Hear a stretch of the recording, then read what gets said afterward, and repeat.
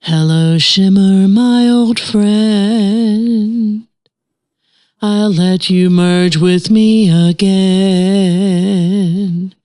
And while the others are still sleeping, the screaming aliens are creeping. And the visions that are planted in my brain still remain within annihilation.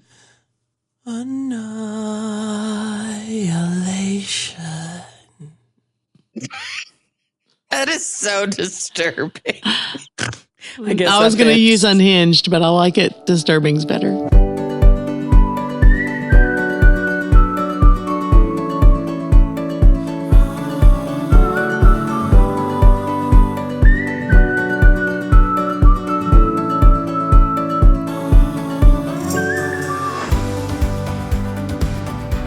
Hey, welcome to The Book is Better, Season 3. Woo! Yay! We are a family of 4, a mom, a dad, a brother, and a sister, reviewing book to film adaptations. And today's episode is our kickoff to Season 3, in which we are covering the book and film Annihilation. Really cheery start to the season. Yeah, we really wanted to start on a positive, happy, lighthearted note. So I think we accomplished it, probably. Did you know that 90% of podcasts don't get past episode 3? Oh my! Wow, that is amazing. Yeah, and 90% of those remaining don't make it past 20. So we were in the 1% a while ago, back in episode 21. Wow. But, you know, does that make us like 0.1 percenters? Maybe. What does that mean? It definitely puts us into the next tax bracket. Well, No, I'll let you know once we make $1 from this podcast if it was worth it. Woohoo! Well, spoiler alert and content warnings for today's episode. Like I said, we're covering Annihilation. Also I have to remember that we're on video, so I have to pay attention to that today. Yeah. Woo, Season we're doing 3. some new stuff. Happy video podcast season, everyone. Anyway, we are covering Annihilation. Obviously, that means we're going to be spoiling it. And we will spoil the book, which is significantly different from the film. So if you are thinking of reading the book, which I thought was interesting, and you'll find out what everybody else thinks through the episode, then maybe read the book before you watch or listen to this episode. Although I will say the book is incredibly short, so you can read it in a matter of not that long. I'm just saying, that's a good one. On 1.3, it was about less than 4 hours. I just read the physical book. It took me... Oh, I'm not gonna say. overachiever. Anyway, I will also give a mild content warning. I like to give that for parents. We are going to talk about some body horror stuff and some pretty violent things. So this episode is probably not going to be appropriate for kiddos. And the film is it rated R? Okay. You can say yes. Yeah. I know I we can didn't see you, but Mom said it is rated R. But we're still releasing audio versions of this, so we want to make sure that we still answer questions. Yes, Anyway, self-control. I'm practicing self-control. we did all wake up and get normal dressed this morning in preparation for this. I'm very proud of us. As opposed to videoing asleep and laying in bed. We normally look like we literally rolled out of bed. This is new. Dad Some always of looks us put together, but Dad puts himself together. Dad has pride in himself. I usually look like a homeless rat. So That's good for pigeon. well, whatever. Anyway, the book Annihilation is also full of body horror and stuff like that. The movie also has some sexual content. I would call it mild. It doesn't have any nudity, but just for those of you who watch out for things like that in your films. So we like to introduce ourselves with a little fun fact related to the work that we're covering. So today's fun fact question, whoever wrote this, Mom is trying to torture all of us. Have you ever seen anything that no one else saw? My name is Rebekah. I am the daughter/sister of the podcast. And I also have a Bookstagram, Book Talk. You should follow me. I'm Becca's Book Nook. Okay, bye. So anyway, I think I was in 3rd grade, maybe, when we were living in Steubenville. And I remember we were in a Sunday church service, and I looked up at my dad preaching. I guess it doesn't fit that no one else saw, but there was a girl sitting beside me that saw the same thing. And it was weird because then we talked about it, but we both looked up and we saw an angel standing behind my dad. She saw, I think she said that she saw like a full figure or whatever. Funny enough, related to this episode, what I saw was kind of a shimmer of the figure of an angel that looked like this whole Area X border thing. So do with that what you will. I'm Donna. I'm the wife and mom of our expedition. Mm-hmm. Good job.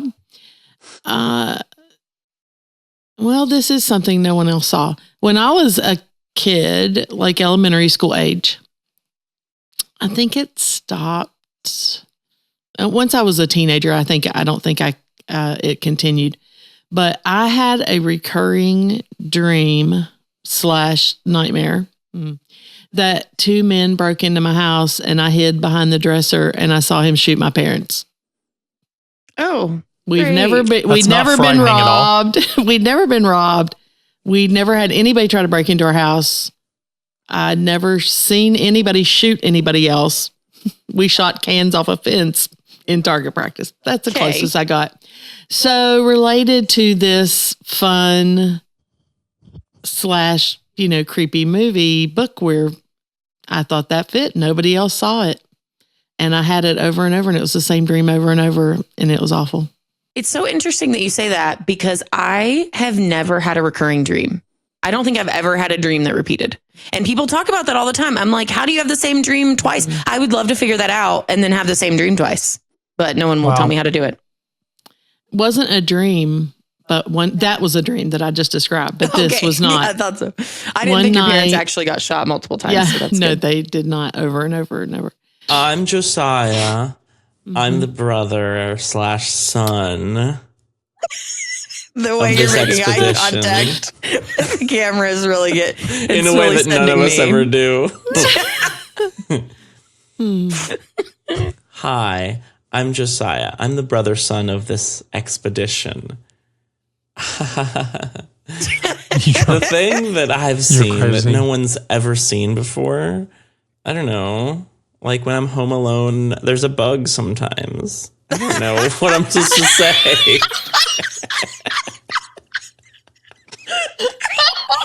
You can think about it. Oh my God. I could go. I don't There's know. a bug sometimes. That's sometimes my it's a favorite big bug. That's my favorite part. Dad goes, you can think about it and I can go instead. That's good, but I kind of like it that way. I don't think I have had like a big premonition. The other people, I have had dreams before. I've had recurring dreams.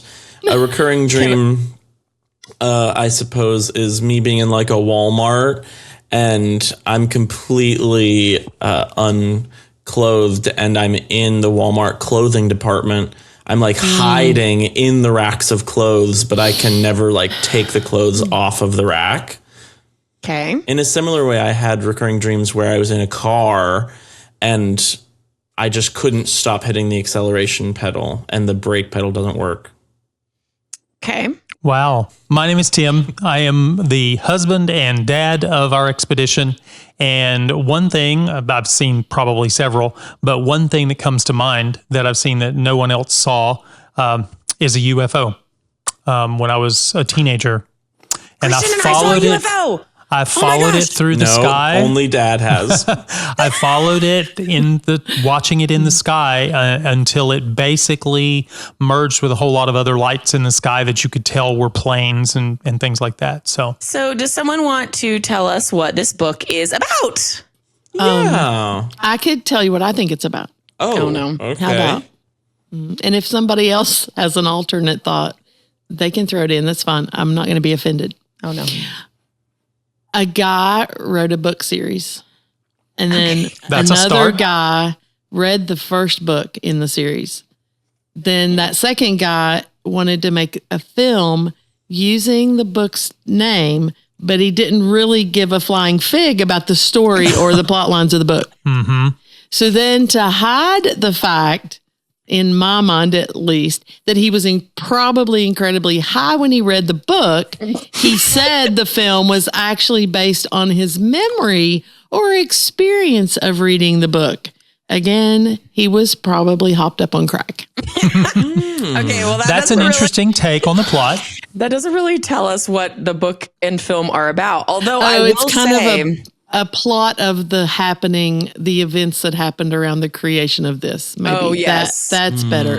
I will say this one might, because there's so little in common between the two, it might win the award for shortest description of the story using only elements present in both the book and film, which is how we write these. So I'm just saying.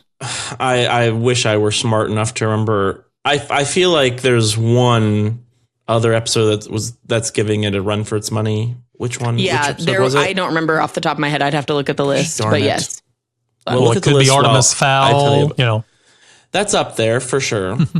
Biologist Lena, unnamed in the book. This is like the real plot summary. Biologist joins a mission to uncover the truth of Area X, or at least an area that is a mysterious phenomenon expanding across the American coastline. Once inside, the expedition discovers a world of mutated landscapes and creatures, as dangerous as it is beautiful, that threatens both their lives and their sanity. Wow. And that is about all that they have in common. And it's funny that saying Biologist Lena and Area X are both not shared across both media. The Area names X are different. Area X is in the book. Area X in the They film. refer to it. I don't know. Do they define Area X in the film? They just have a title card, and then they change the title card to the shimmer once they're inside the shimmer. So I wonder if Area X is where you're not allowed to go within sight of the shimmer. Perhaps I don't think they define the restricted area, better like than that. Area 51. Yeah. So I was looking at the previous episodes, and I would say the one that seems to give it the most run for its money lengthwise for the description is Planet of the Apes, which that's is quite divergent. Yes. However, it is longer. The description is longer in Planet of the Apes. So, all right. Well, for those of you who, let's say, are tuning in for the first time and are wondering who these lunatics are, I hope you're having fun.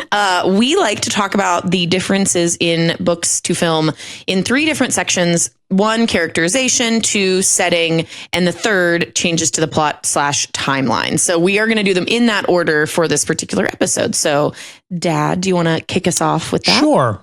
Well, in the book, the narrator not only chooses not to name herself, but also refuses to name any of the other characters in the book. She goes into Area X as the mission's biologist, accompanied by an anthropologist, a surveyor, and a psychologist. The narrator acknowledges that they had planned to bring a linguist, but she dropped out before departing. In the film, there are 5 women on the expedition rather than 4, as Lena was a last-minute addition. And they're named Lena, the main character, Anya Thorensen, Cass Shepard, a linguist added only for the film, Josie Raddick, and Dr. Ventress, the psychologist, who appears to be the leader of the group. Yeah. I thought, from the perspective of the book, I thought it was really interesting that they were only named by their jobs. And it was like a whole defining factor of the expedition that they weren't really supposed to share about themselves. Yeah, it and was they were part of only their there. training to not use their names, to only use their titles. Kind of like an interchangeable, hey, if we get a new biologist, they're still the biologist, or, whatever. But I do think it's interesting because, like, not every expedition has the same list of titles. Like, Correct. different numbers of people have gone and all those things. And so I think it could have been really interesting in the film to try it. But I guess, I don't know. I think maybe it would have just been way too hard to make that work on screen. Well, Lena, you want to know about the main character, guys? You want to know about her. The main character, she's changed quite a bit from the book to film. In the book, she is a biologist specializing in transitional ecosystems. Interesting. Wow, that's what a major. That's a specialization before the shimmer comes. She was a child fascinated by the tiny microcosm in her backyard, which I did find. Oh, this is a real thing. I genuinely didn't know if they made that thing, if he made it up for the book. So. I found it fascinating. You know, I had a few parts of the book that I was more interested in than others, and I kind of liked her backstory, interested in her in the pool backyard thing, and oh yeah. As an adult, she's painfully introverted. She has very few friends, tends to take on interesting work only to leave at the first sign of discomfort. The film paints her as more confident. She's put together, adding a military background to her past, showing her as a biology professor, Johns Hopkins. She's teaching medical students about cellular biology. She opens the film talking about tumors, which comes back full circle. Yeah. She also seems to grieve the loss of her husband more in the film than she recounts in the book. Mm-hmm. Of course, there's more mystery in the film than the book. She's very disconnected in the book, I think. Like, that's the idea I got, is that she does her best to be disconnected from caring too much, loving too much, like those kinds of things. And in the film, they just threw that out the window and were like, no, we want to make her more, I don't know if relatable is the right word exactly, but like more empathetic or sympathetic, depending on your experiences. Yeah, I think that the fact that the entire expedition was made up of female expeditioners. There was a lot made of that in the limited press for the film. We'll talk later about how the production company didn't really have a lot of faith in the film, so they didn't put a lot of marketing into it. But the little bit of marketing that I found was every single beat was, you're going to be so empowered if you're a woman. You're going to think that these women are kick butt. Oh, you're going to love that these are all women doing this and that. I'm like, well, okay, it's okay. That's nice. But like, you mentioning it is cringe. It also is in the book that way. Like it's mentioned that for this mission, it was part of the complex way that they chose all of the people, yada, yada, was that they had to all be women for this particular one. Now, I have a controversial question. Do you remember if any of the women in the book were explicitly lesbians? That was not that I could remember. Okay.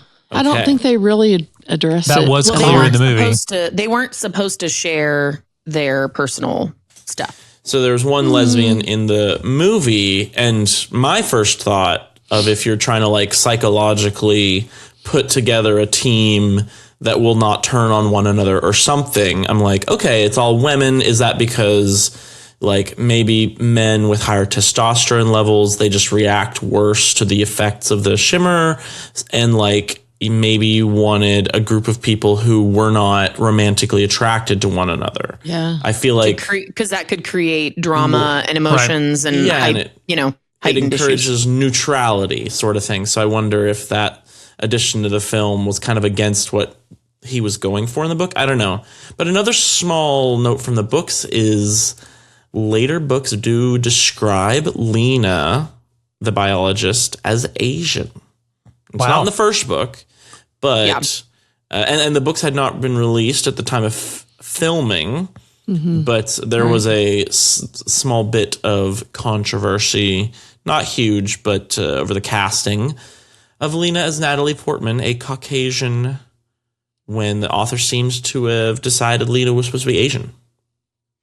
Yeah, that's hard because it's like he hadn't released any of the books that mentioned her, like describe her eyes and the way that you know that she's of Asian descent. So, well, you I wonder, feel like it's such a small like thing. But you wonder if he decided, I'm going to make sure that they understand what I had in my mind, and so he makes a big deal out of it in later books. So I don't know. Well, on that small note that you talked about there, before the note, you had the question for us about that one was lesbian in the film, and you wondered because they didn't really specifically talk about that in the book, and that on that note,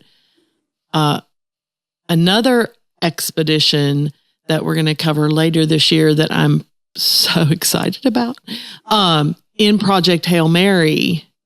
Well, it'll be later in next year, but well, it's yeah. Well, in 2026, right? Mm-hmm. But I thought it was interesting that you mentioned that because they specifically thought about who they chose for their expedition. One of the big criteria was they're going to be alone together for a long time. So what can we do to ensure that romantic entanglements don't happen? And I think that's interesting that they actually address that issue. And this is different. It's not as long. They didn't expect it to be as long a mission and all that. But it seems like they do address it in the book. Because literally they say we're making all of these women intentionally as part of our selection process. Yes. And like Hail Mary does the thing where it's like she wanted to do only women. It wasn't a big enough pool. And then they had to, there was a lot going into that. But I think there's a lot of stuff in films that we see where for the sake of ensuring a more diverse cast, I think sometimes like the way that logic is laid out in books, which I think sometimes is really good.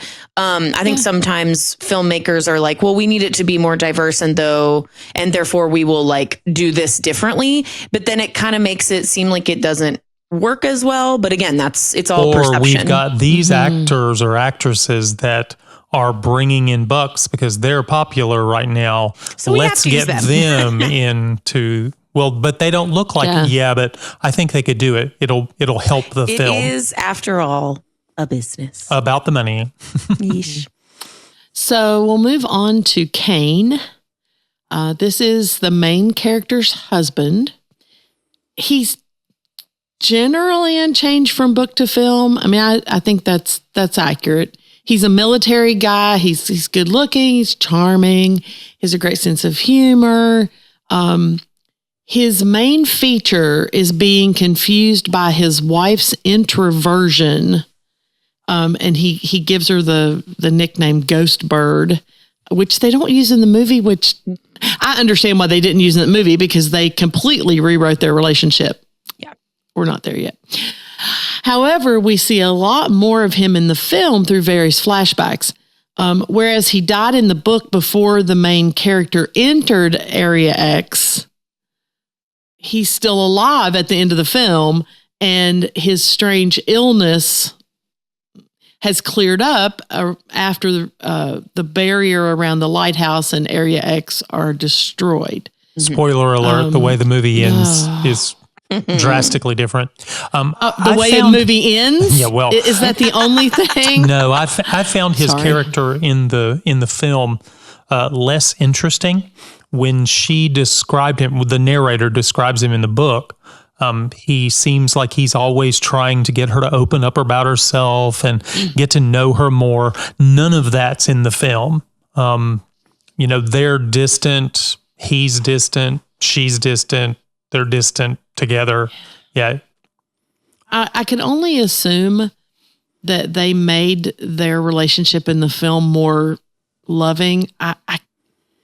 The only reason I could come up with that they would do that is that it was be more pleasing to a wider audience, because I thought part of the interesting line of the book was that even though she was a very introverted person, she was just she just had an odd personality.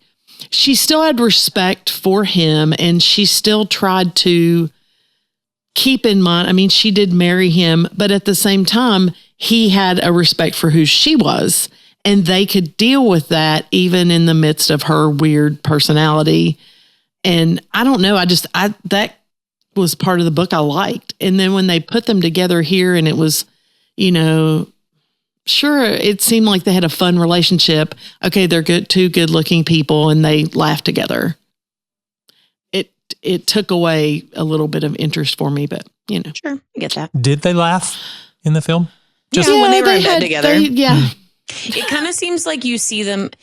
This part I feel like was actually not that different from the book in some ways, because it's like they had a jovial kind of joking relationship in some ways, even though he was confused about why she wasn't more extroverted like him. Yeah. But by the time he told her that he was leaving, which does happen very differently, which we'll talk about, by the time he mentioned that, they started like falling, like their relationship kind of like separated and fell apart and wasn't good anymore. And then once he basically went missing, she was just sad and like missed him and felt bad for the way she treated him before. So I think that some of the flashbacks actually did feel more book related in that way. Like it felt like, you know, depending on some of that, at what point in that process they were having fun or fighting or whatever, you know? Okay. So let's talk about Dr. Ventress.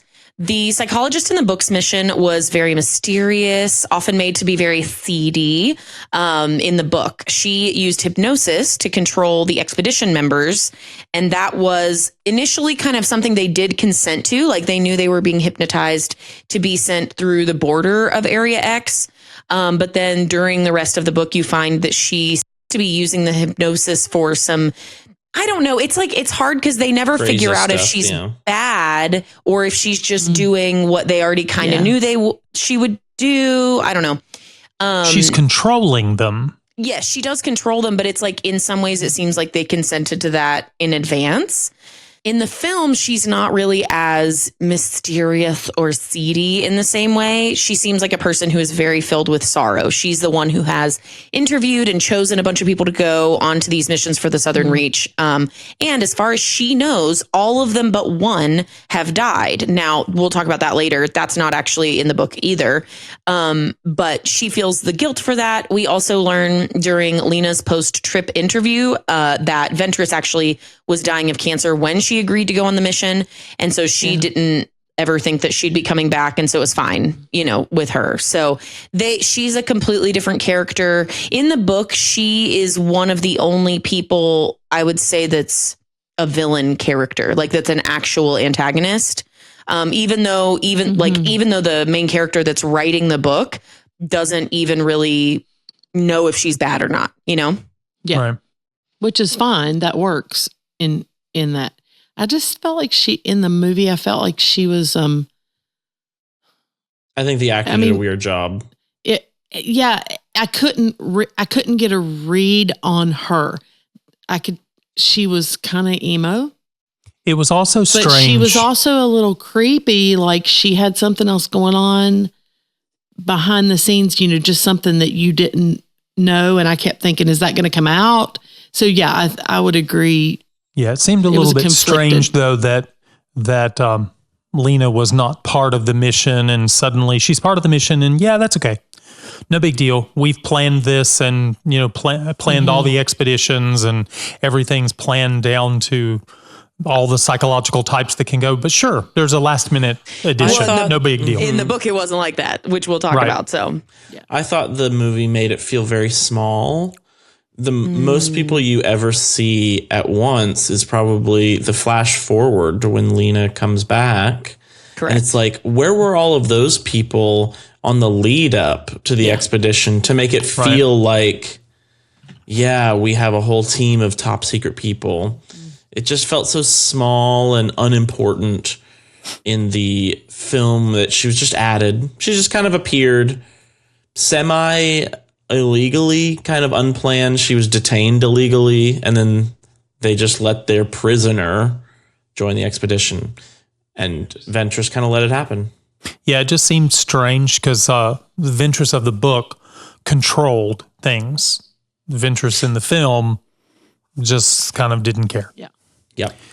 Well, there are some other characters that we see.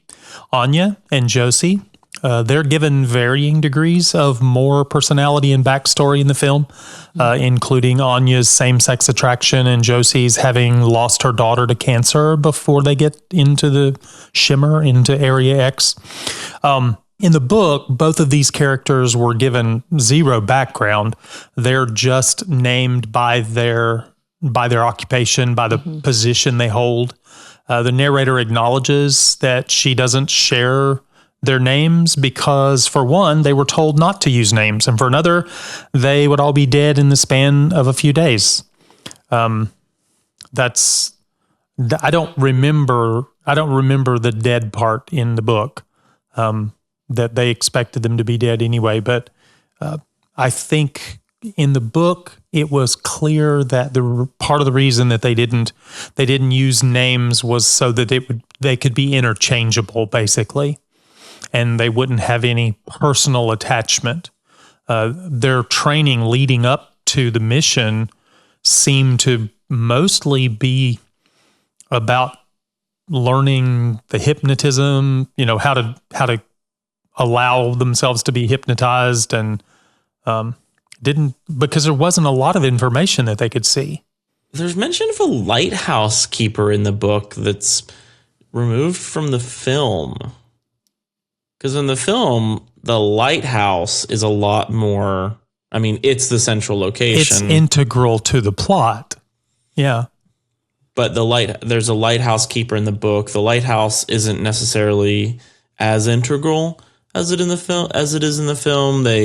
So there's this lighthouse keeper thing is changed as well. We do, we read about Lena feeling some sort of connection with the lighthouse keeper, then seeing his face in The Crawler later, near the end of the novel. More on that later. Yeah. Yeah. So we've talked about all of them, but there are obviously quite a few significant character changes, although because it's a small cast, we've covered them all. I will just, as a clarifier for those type A people like I am, throughout the rest of our notes, I did refer to Lena as Lena and the other members of the expedition by their movie names, just for simplicity's sake. So we weren't going back and forth between the anthropologist and Lena and whatever. So I know that we don't name them in the book, but we will say things about what Lena does in the book just to clarify for the rest of you. So there's also the addition of a character, the doctor or researcher at the end that is interviewing Lena. That's not in the book. He's not in the book, but he's fairly significant in the film. So yeah. Josiah, do you want to get us started with some of the setting changes? The border of Area X in the book, I contend that it is called the Shimmer in the movie, and that Area X is the place around it. But the Shimmer Area X border is visible to the people at the Southern Reach in the film from their base. But Lena specifically does not remember in the book and doesn't know what the border of Area X looks like at all. Now, the book starts inside the Shimmer Area X, but she does have a lot of flashbacks and memories. Correct. The psychologist in the book was told to guide them through the border using hypnosis that they agreed to, and there is some suggestion that encountering the border would cause some sort of problem for the other members of the team. Yeah. None of us have read the other books. Like Rebekah, you're the most likely to have. No, I own them, but I just have, they're on my TBR. And I wonder, there were some mysteries in this book that did catch my attention and I really wanted an answer to. And that was one of them, because it sets my imagine off. It's like, at the border, is it a bunch of people who weren't hypnotized and they immediately killed each other or themselves at the psychosis of what was happening? I get the impression that every one of the expeditions has been an experiment. Mm-hmm. How could this change it? Could this work? Make it work? Okay, we sent in men and then we sent in a mixed group, and this time we're going to send in all women. So there's none of that other problem. And then we're going to hypnotize them as they go through. Maybe it's the passing through that is the problem. I think that's the kind of mysteries that it opens up. Every one of these expeditions has been an experiment, and they're trying to find one where someone comes back. Yeah.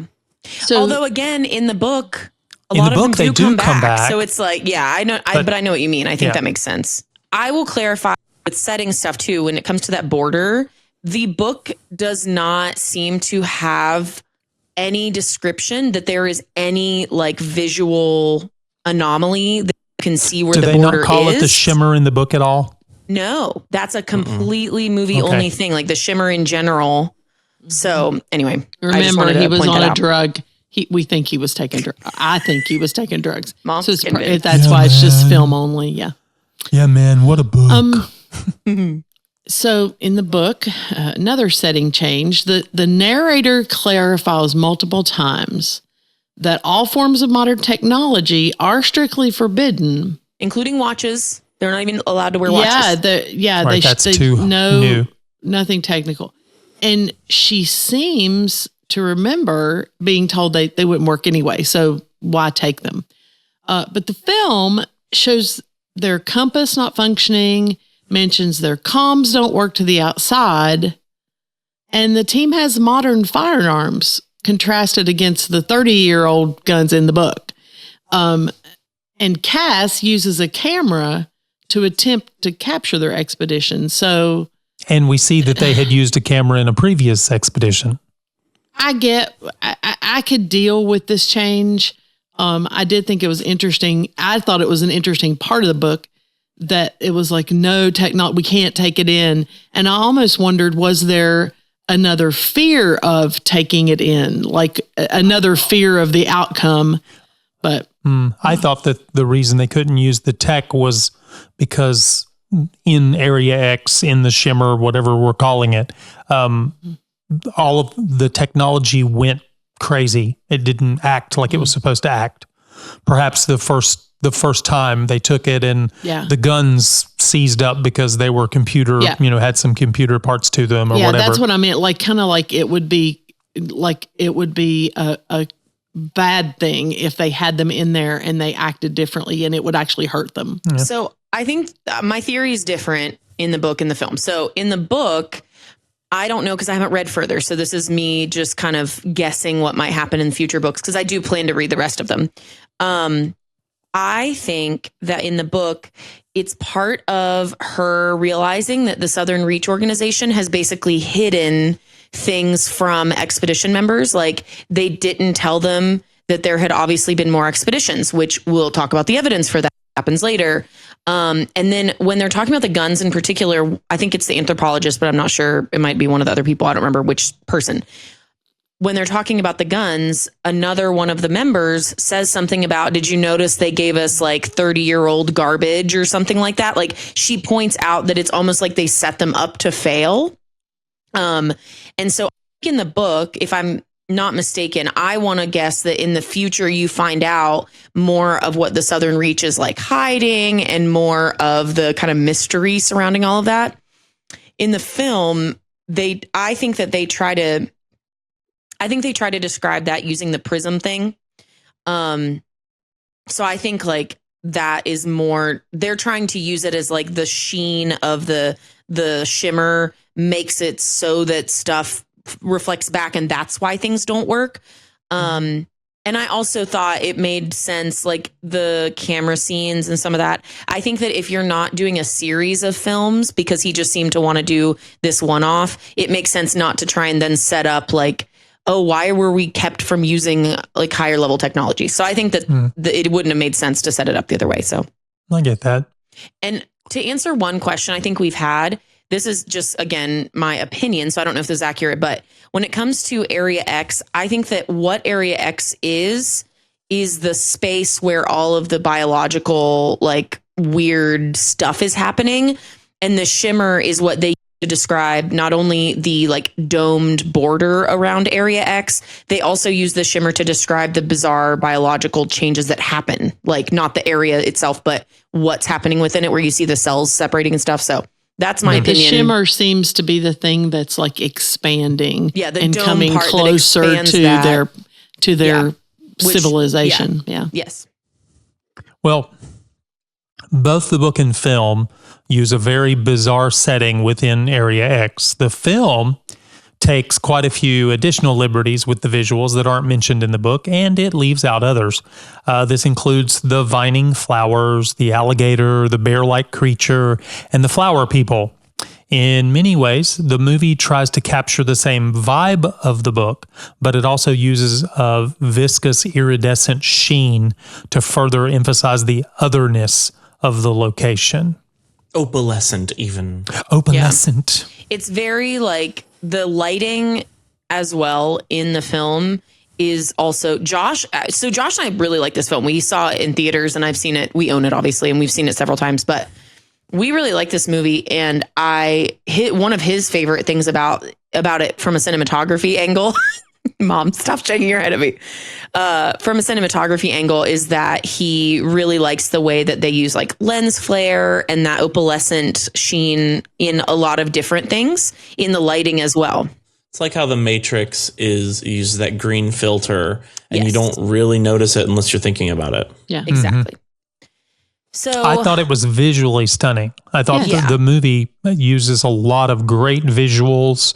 And if you're going for strange, and I think the book was supposed to be strange, everything's strange.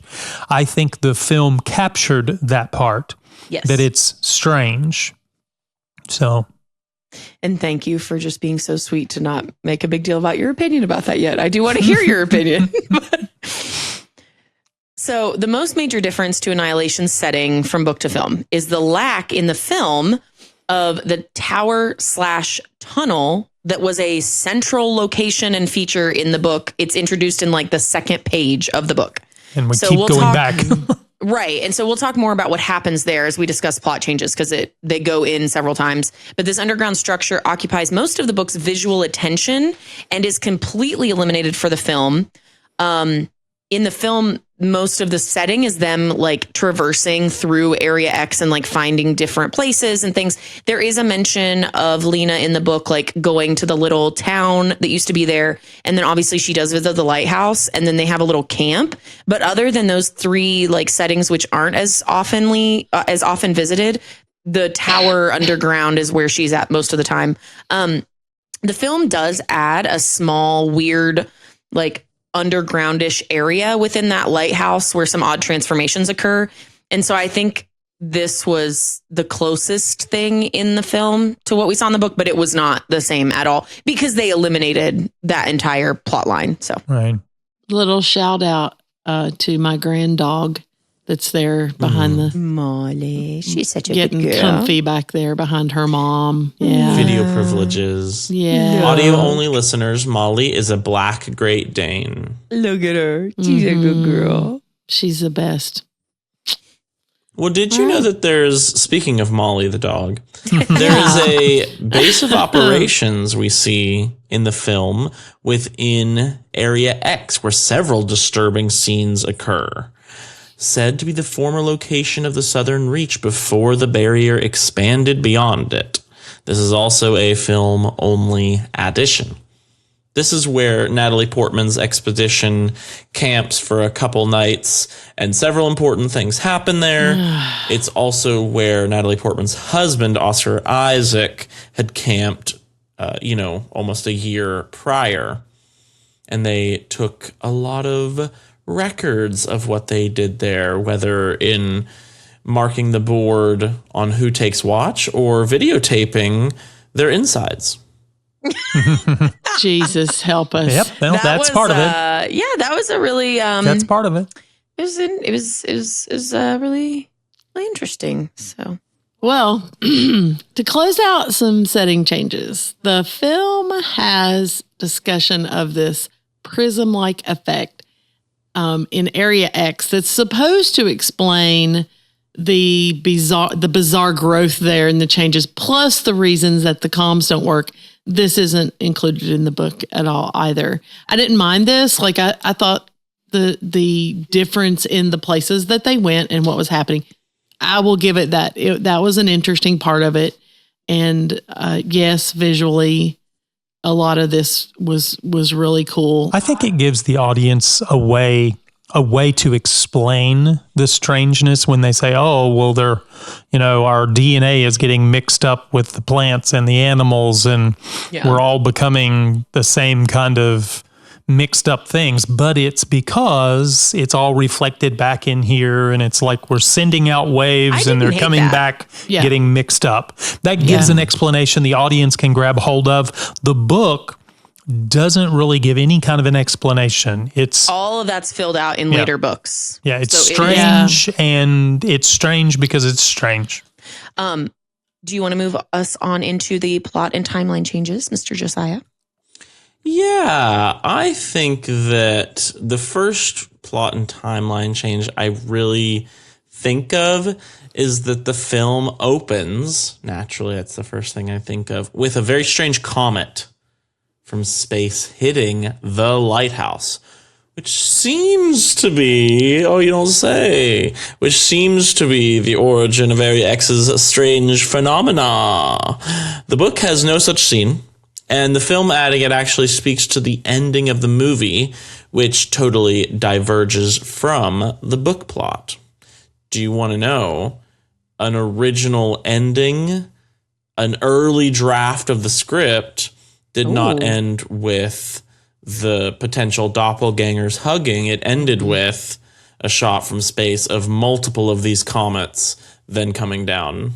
Whoa, interesting. I'm going to cover the whole planet. It's kind of cool. Yep. Well, in the book, the unnamed main character is supposedly writing her observations and experiences in a journal provided to all members of the expedition to record their time in Area X. She does use some flashbacks to very broadly describe other experiences in the past. The movie, in contrast, shows Lena being interviewed by the Southern Reach organization to describe the events that occurred within the dome after she returns alive, whereas she is still in Area X by the end of the book.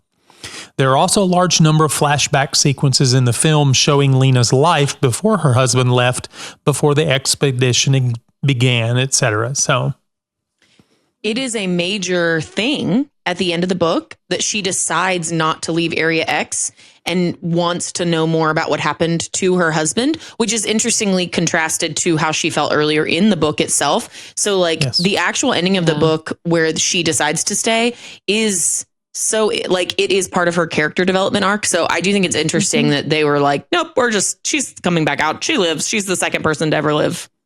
So Kane returns from the expedition as part of a flashback in the book as well as in the film. However, in the book, Lena recounts that they had this night of passion before she called the Southern Reach to come and get him, worried about his strange, apathetic demeanor. 6 months later, he died from a cancer that he was diagnosed with just after he returned. In the film, he also comes back about a year after departing and has this same weird demeanor, which parentheses Oscar Isaac killed this. I thought he did a great job. Mm-hmm. But almost immediately he begins to experience like major organ failure, forcing Lena to call for an ambulance. They're both captured on the way to the hospital by the Southern Reach, where they remain for the duration of the film in one place or another. I have a question. Mm-hmm. In the book, did she call the Southern Reach to come and get him, or was that? Yes, she felt guilty about it. Oh, wow. I was thinking that I must have missed that. I was thinking that it was a surprise similar to the way the film dealt with it. I think it was like he came home and then the next day she just realized something was very, very wrong. And she was like, as you know, I didn't really want to, but I called them because she, again, was like aware of it, like where he was gone and all of that stuff. So I do also want to say, because I thought that this was kind of funny, the character played by Benedict Wong that interviews her at the Southern Reach. Mm-hmm. Do you know his name in the movie? No. Is it Dr. Wong? No. His name in his cast name is Lomax. So that was, I don't know why, but I just found that really interesting. I remember no last Lomax. Name, yeah. Just Lomax. There you go. So the film shows the Southern Reach as an organization that Lena has never heard of. They point out several times that she didn't know where Kane was off to with the military on the last trip. The book makes no mystery of it. Lena and Kane argue at length about him volunteering to go into Area X, which, by the way, I think Area X even is known by the public to at least some extent. It's not hidden in the same way as in the film. Lena herself later chooses to volunteer. She says in the book that she waited so that she could be sure that she wasn't doing it in a vain attempt to understand what happened to change her husband. And that's what I mentioned in the book. By the end, her deciding to stay in Area X because she found his journal and realized she was missing a lot. Like, it is part of her character development because it wasn't something she originally cared about as much. In the movie, Lena volunteers for the mission, and she's their last minute fifth person, but only after the psychologist basically says that she's trapped within the Southern Reach and won't be allowed to leave. And the film makes it very clear that her motivation for volunteering is to save her dying husband. So he's obviously dead in the book, and so we know that already. But in the film, she seemed like she was trying to save his life. And midway through the movie, when the infidelity is more explicit, it kind of explains why she was like, I owe him this. You know, it's true. It's an extra. She doesn't just feel in love with him, but she also feels guilty, like she needs to repay an awful debt to him.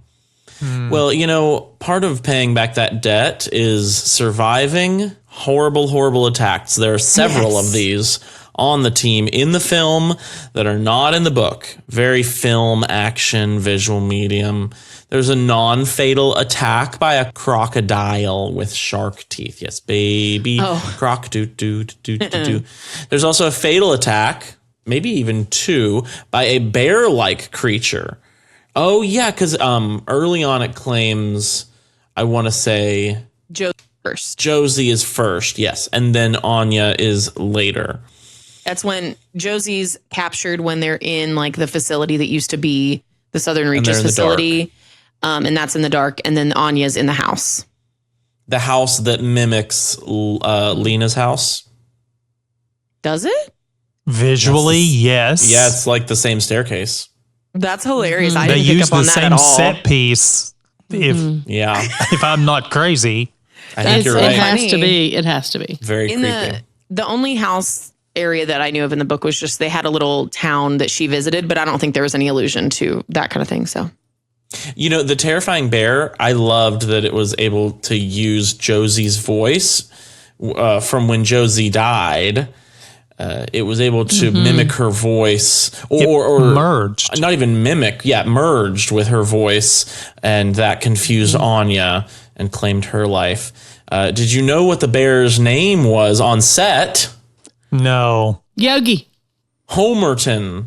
An allusion to Paddington, the bear, being named after a train station. I'm assuming Homerton was a train station. Homerton train station. Well, in the movie only operations base inside the Shimmer, the 5 women watch a recording of the 11th expedition, its members, including Kane, as they expose the bizarrely shifting intestines of one of his team members. They later find his body in the building, assumedly where the video was filmed, where he seems now to have merged with Area X's strange biology and even the building. Did you notice how I said that in so non-graphic a way? Are you proud of me? Yes. It was so gross. It doesn't describe how graphic that whole scene was, though. It's true. Whew. But this is a clean podcast. It was really cool. Family friendly. It was so cool. It was well done and very, it was as realistic as I thought it could be. So, I mean, totally nod to the effect. Yeah, there again, visually, I think the visual effects did an amazingly beautiful job. The problem for me is that they conveyed strangeness, but it just wasn't cohesive for me. So, moving on to another change in this strange part of the film, stranger part, something, Anya becomes paranoid in the film after realizing that Kane was connected to Lena, but that the biologist never mentioned that fact. She ties up the other 3, because Josie's already gone at this point. She's dead, and threatens them at gunpoint. The entire scene is only in the film.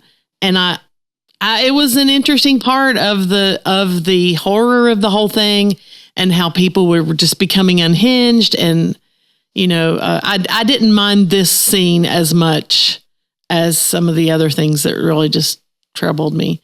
I think, honestly, the reason they troubled me was it was such a divergence from the book. I kept looking at your dad over and over going, is this in the book? Did I miss this part when I was listening to I felt like I was like a tennis match going, what is going on right now? I literally forgot how different they were because I've watched the movie and read the book multiple times, but so far apart that it didn't. Yeah. We got into areas and it had been a little while, and I looked at Josh and I was like, is there like an underground, like a tunnel thing? And he was like, yeah. Well, he was just talking about the thing in the lighthouse because he's never read the book at the very end. And so the whole time I was like, did she go? Does that happen? I had like completely forgotten that it was that different. So crazy. Well, I think scenes like the one we were just talking about ramped up the tension, ramped up the anxiety level for the viewer. And I think that's something that the book probably didn't do as much. I mean, honestly, if you wanted a wider audience to see this and to enjoy it, or, you know, to be affected by it, the book may have been, I wouldn't exactly call it boring, but the book may have been too strange for an audience to see. And to say, okay, when will this part be over? Oh, she's doing this again. Why are we doing this again? It's, you know. Let me tell you one thing. The reviews that I saw, and we will obviously maybe talk about this a little bit more, but I think that the reviews all kind of seem to think that the film did a better job than the book. Probably because when people were reviewing it at the time it was released, the second book wasn't even out. And so you had tons of like just open confusion, you know? But I do think it's interesting. So that ended up being the case. Well, as a part of the flashbacks of the film, we learn that Lena had an affair with a colleague, Daniel, while Kane was gone.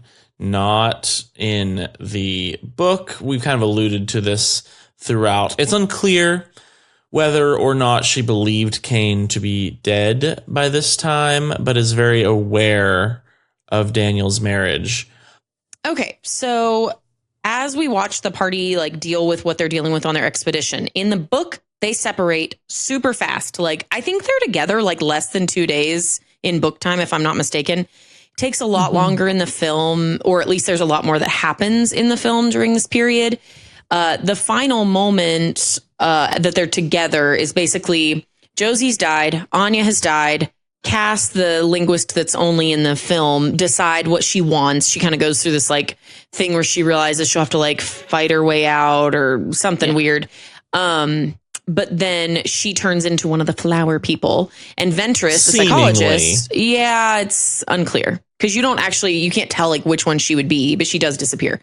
And then Ventress, the psychologist, has already left the others by this point. We do see her again at the end of the movie, but I just wanted to point this out because in the film, it takes long. In the book, it's pretty like quick. And then Lena spends quite a lot of time on her own and then discovers what's happened to other people. I feel like the book is split up into 5 very long chapters. And maybe the first chapter is them together. The second chapter is them getting separated. And then the remaining 3 chapters, it's like a lot of the biologist by herself. I feel like that's what I remember. The book and film, especially the film, make sure that you know that they're not sure how much time has passed. They're in the camp, and it's like, okay, we set this up, and now we're counting, looking at the food, taking inventory, and we've been here for days.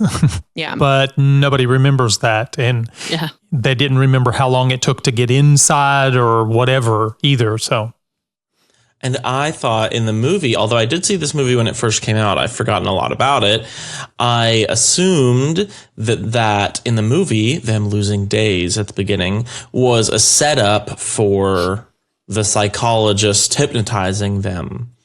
But they didn't do anything with that. Left out of the movie. I did think that they were going to add the hypnotism like through. I was like, wait, it's going to happen. Oh no, it's not. It's not. Oh no. So I think you're right. It kind of felt like a setup and then not. In the book, it was a pretty important part, but It's a really cool part. yeah.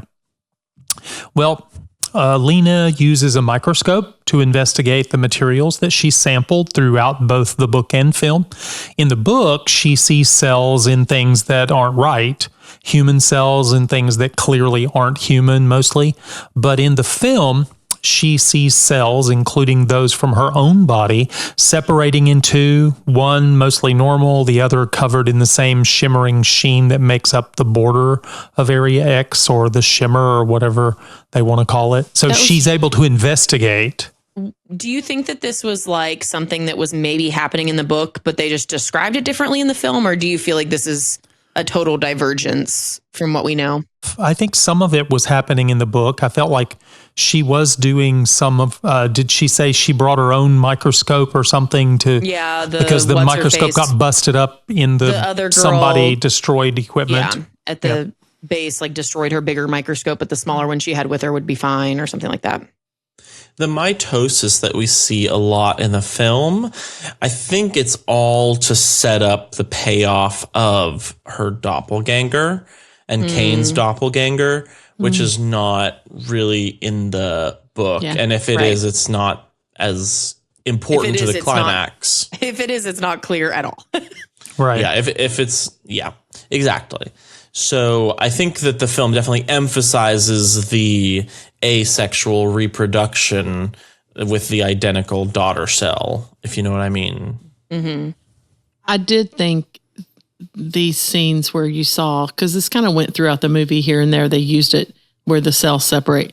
I did think that was a part where if a viewer was like struggling to figure out where they were, I almost thought that kind of brought back what's happening, that you understand this presence, whatever kind of alien it is invading. It's invading them internally. It's invading their world. It's not just coming onto the planet. It's actually coming and transforming and changing.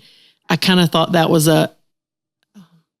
and maybe this is just my weird thinking, it was kind of an in-your-face reminder, this is what's happening. And then she sees it happening in different ways and then realizes it's in her and that kind of thing. So Josiah's point that he makes often is that in that particular thing that you're talking about, the movie director is trying to make sure you understand what they're doing. It's kind of in your face. This is what's happening. If you haven't caught it, this is what's happening. Yeah. Yes, the unobservant reader, the unobservant viewer, and it can happen in books too, but the unobservant viewer can catch on. Oh, yeah. One major book-only factor is Lena's discovery of the former expeditioner's journals within the lighthouse. She finds a trap door that leads to an area with like hundreds of these journals, including Kane's own journal, suggesting there may have been far more than just 12 expeditions to this point. So cool. This was like one of the parts of the book that I was like, I'm so in. Like I was interested in what was going on because it's weird and fun and wonderful and horrible, whatever. But it was this that I was like, there is a mystery. Like I was excited about it. I liked the fact that there was the implication that there had been so many more expeditions than we knew of, and all of that. It was strange that she was kind of trying to destroy the evidence of that.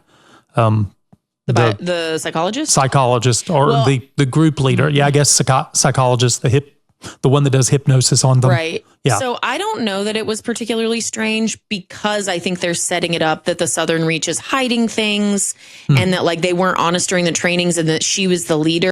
I think that she was in charge of keeping people out of the lighthouse, discovering that specific spot intentionally. That's what it seemed like to me. Yeah.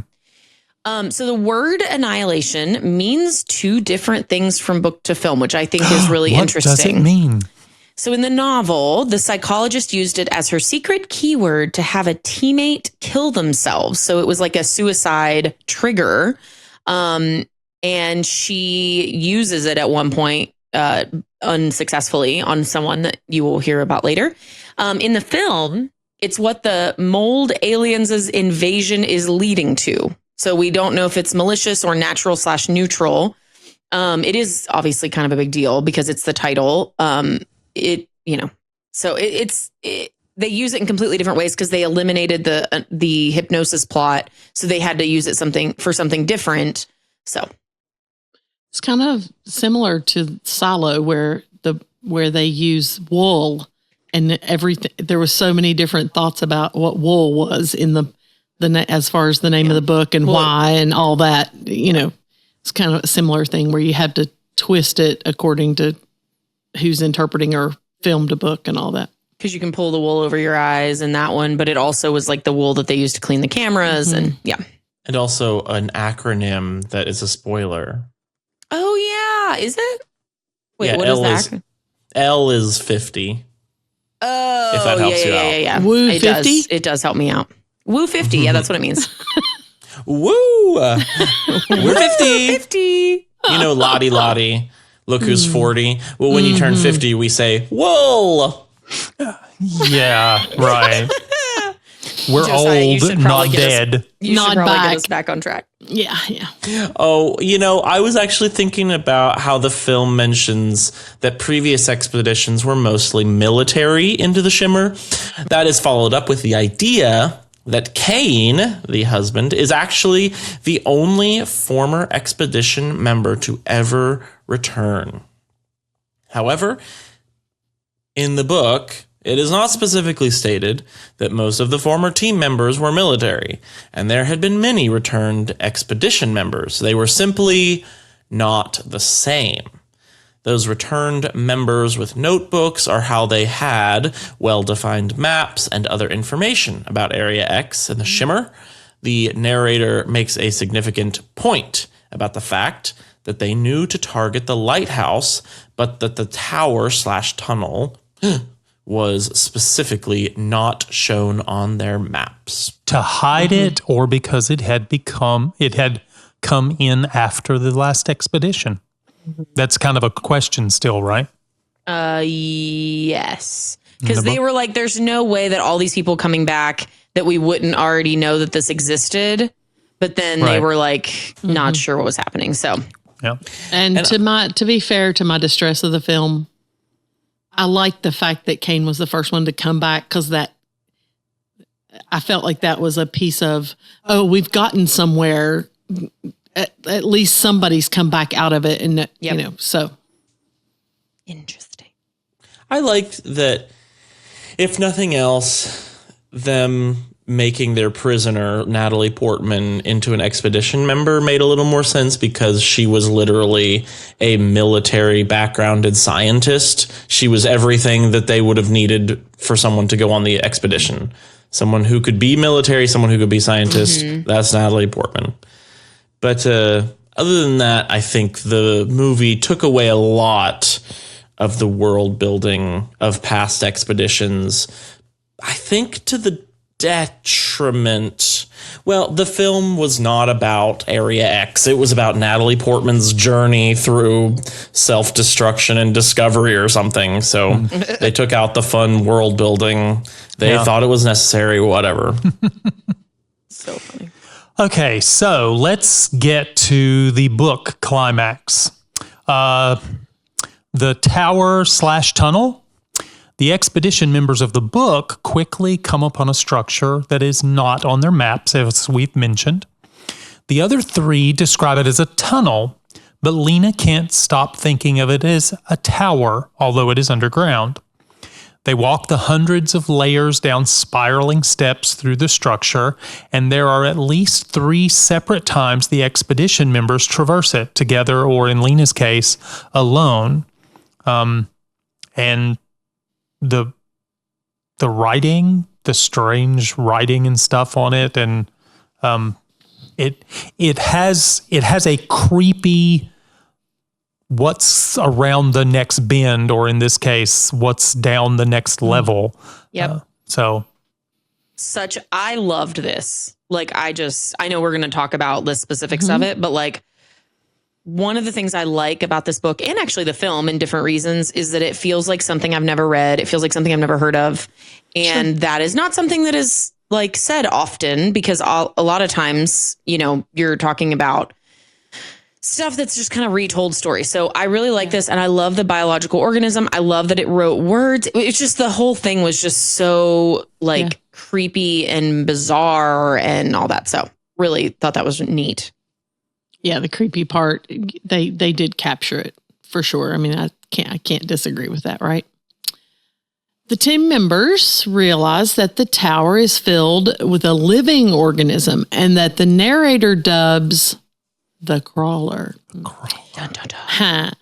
It creates words formed out of biological material all the way down one side of the tower's walls. And we've mentioned that a couple of times, just how effective that was for us. The words are sort of nonsensical, though they do start to seem to vaguely reference events the narrator recounts. They also seem to reference biblical or pseudo-biblical type statements. So I have a question.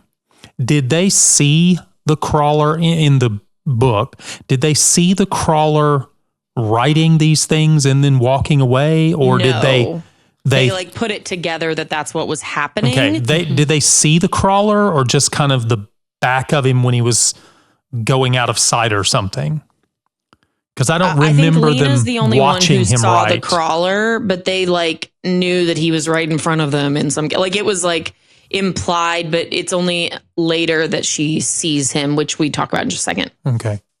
Well, yes, in just a second. What about right now, after first entering the tower? Sure. The crawler spits out some sort of fungal spores into Lena's face. No. I love that you and I both gasped. Sorry. She hides us from the rest of the team, but it seems that these spores in the face allow the biologist to resist the psychologist's attempts to hypnotize her. One of my favorite parts of the book. Maybe, honestly, it didn't have as big of a payoff as I wanted it to have, but it was really cool when you first read it. Yeah. Okay, so this structure is also the site of the psychologist's supposed murder of the anthropologist, or at least she lets the anthropologist die as she makes her attempt to take samples, and this is the best Lena can kind of piece together. So after their first brief foray into the tower, I'm going to call it the tower because that's what Lena wants to call it. The team chooses to go back in later. It's late in the day or something. They wake up the next day. The anthropologist is gone. Lena goes back into the tower with what's the other thing? The other person, non-linguist. Anyway, it doesn't matter. She goes in with one. No, the anthropologist is missing. So Lena, the biologist, goes back in with the surveyor. Torn to shreds, they find the anthropologist and somehow melding into that living organism of the tower. And that's when they put together something is going off with the psychologist. And this is kind of when the hypnosis stuff kind of takes off, because you then realize that the psychologist is controlling them to an insane degree. And Lena has already realized she's not subject to it, but it starts to just take off so much. And then the surveyor starts to doubt Lena and think that it gets a little crazy. Visually, I think this instance where she finds the anthropologist or the surveyor torn to which is that's been killed? Which one has been killed? That's the anthropologist. The anthropologist. When she finds the anthropologist and they're melding with into living organism of the tower, I think that's visually what we see in the film when they're in the former headquarters of the Southern Reach and they discover the person who was part of the previous expedition. I think visually this is that interpretation that those are kind of connected visually, I think. Especially since the director said he wasn't writing basically a scene for scene kind of thing at all. Right. Well, the climax of the novel occurs as part of the tower. when Lena has a bizarre and fever dream-fueled experience of traversing through the place and encounters the actual crawler, a being made of light and sound that's very difficult to describe. This is when she notes that she sees the lighthouse keeper's face in the crawler. The encounter causes her intense pain and disorientation for a time, like it was probing into her brain. But then the second time she sees it on her way back up, she doesn't have the same painful experience. Kind of like it's learning her language or learning how to communicate with her. The first time was painful and invasive, and then later it knew what it could and couldn't do. I don't know. But part of it is, what happens, where the lighthouse keeper is. In the book, that's very, very important. Yes. In the film, you don't get any There's real no indication about photo. the lighthouse keeper. Right. Yeah. None of that. She doesn't find, there's no tunnel, no tower, all of those things. So that part of the plot is missing in the film. Mm-hmm. So let's contrast the book's climax to the film's climax. Okay. In great contrast, makes the whole thing this strange alien encounter. So that's kind of the focus. Lena runs into the lighthouse alone to find a video recording of her husband killing himself with a plasma grenade. Tear. Or It a was sad. phosphorus? I thought he said plasma, but it could be something else. Yeah. Some P word. Then another one of him walking out from behind the camera. Thought that was pretty cool. Mm-hmm. This is when she realizes the husband who came back might not really be Kane at all. And I was going, really? Then in the underground area beneath the lighthouse, Lena encounters Ventress in her final moments, merging with and dying to the alien structure there. As a note, Ventress of the book actually dies by jumping from the lighthouse, and Lena encounters her briefly to hear her saying Annihilation in an attempt to trigger the biologist's death as well. That's missing in the film. Yeah. Because obviously, as we talked about, they all changed the meaning of that. Yeah. After running from the alien that forms from Ventress's death, Lena is caught by that alien in the main lighthouse area. She discovers it will, quote unquote, mirror her, like it mirrors her movements and actions. And she uses this to lead it to its own death at the hands of another grenade left behind in Kane's bag. So Lena is managing to escape Area X as we watch the fire from the grenade burn not only the alien, but all of the biological matter, like the extra connected stuff that seem to all be part of the same organism somehow. And it burns down the odd glass like trees right outside of the lighthouse, like on the ocean, and the shimmering barrier itself. Because when she gets back to the Southern Reach thing, one of the things that is said is that they had sent some people in. And so now more people can go in and out. There's not like the same barrier issue. And they found that the lighthouse and everything around it was like burned down and all this stuff. So it now is like not a barrier there, which I feel like is kind of again, it's not a bow, but it like kind of closes off. This is what has happened. It is the end of the movie, basically. So did everything that was part of the shimmer, the flower people, plants, the strange beasts, was all of that different? Did all of that go away? No, I don't know. Like they don't show you and they kind of imply maybe, but it's hard to tell. So I think some of that is still like an open question. But also, as the movie comes to a close, we learn that Kane's illness has abated immediately upon the barrier coming down. So what does that mean? Because he's basically definitely the doppelganger. Basically, definitely. There is a potential that the real Kane was behind the camera and his memory changes were due to the shimmer, not because he's a doppelganger, and that the one who exploded himself could be the doppelganger. It just doesn't seem as narratively likely. Yeah. So the fact that he survives means that not everything that came from the shimmer died. but also the fact that he immediately became less ill. Well, as far as we know, he was dying, and then suddenly he's not. You know? Yeah. So what does that mean as far as the shimmer being burnt up? Anyway, there's an encounter between him and Lena that suggests they may not be the real versions of those humans after all. Or even if Lena is not an alien clone of mold Lena, she is forever changed on the inside, whether it be the shimmer's refraction of her DNA or something that's inside of her, or even just the friends we made along the way. She has been changed somehow. It's hard because like I am sure that part of the reason that the director did it this way was to leave a question mark in some ways.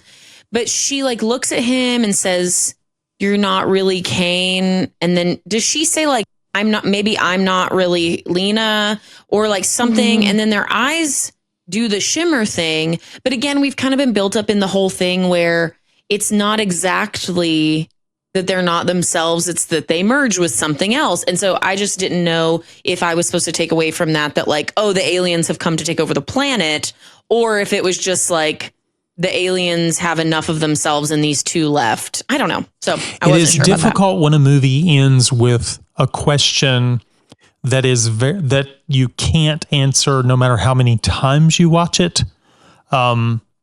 Inception ended with the same kind of question, don't you think? Inception did it correctly.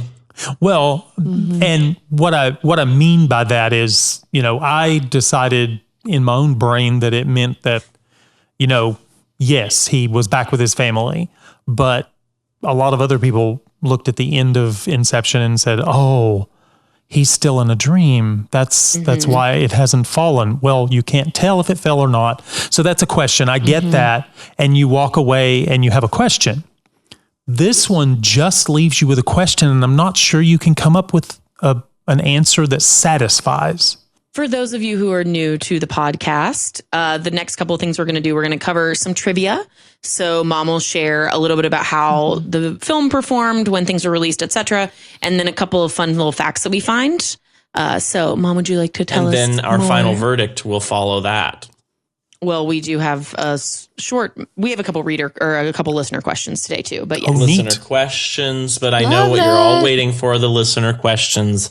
And then second after that, the final verdicts. Right. And tied for first and second is the trivia. Shameless plug, baby listeners. We love it when you ask us questions through our Discord. Rebekah will give you some other ways to contact us if you are not familiar with those. But we love it when you talk with us and chat and question us. We just think that's fantastic.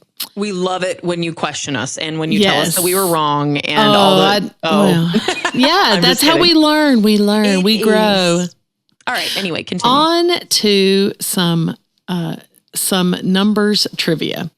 The book release of Annihilation, the beginning of the Southern Reach series, was February 4th, 2014.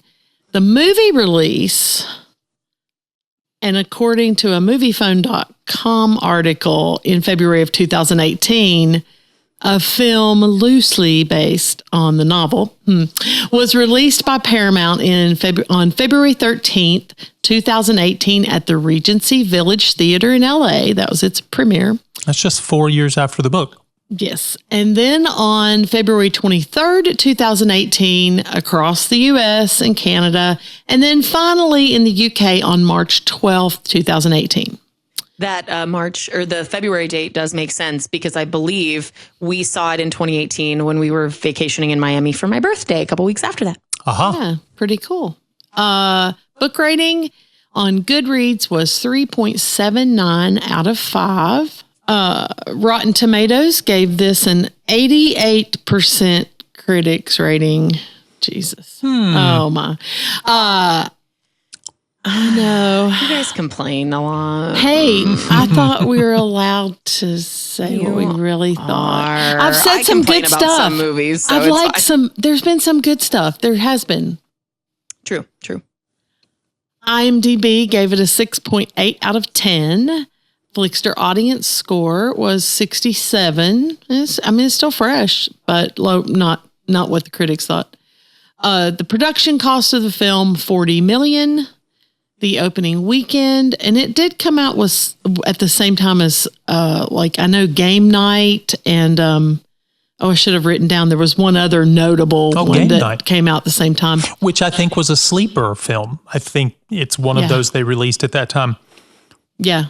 And unexpectedly did so well. I think there was another one several years before that stayed at the theater for a long time. Yeah. And it was in that time period. Another one they didn't expect to do anything, but it did really well. Mm-hmm. Then production cost $40 million, opening weekend $11 million. Then the USA Canada gross overall $32.7 million.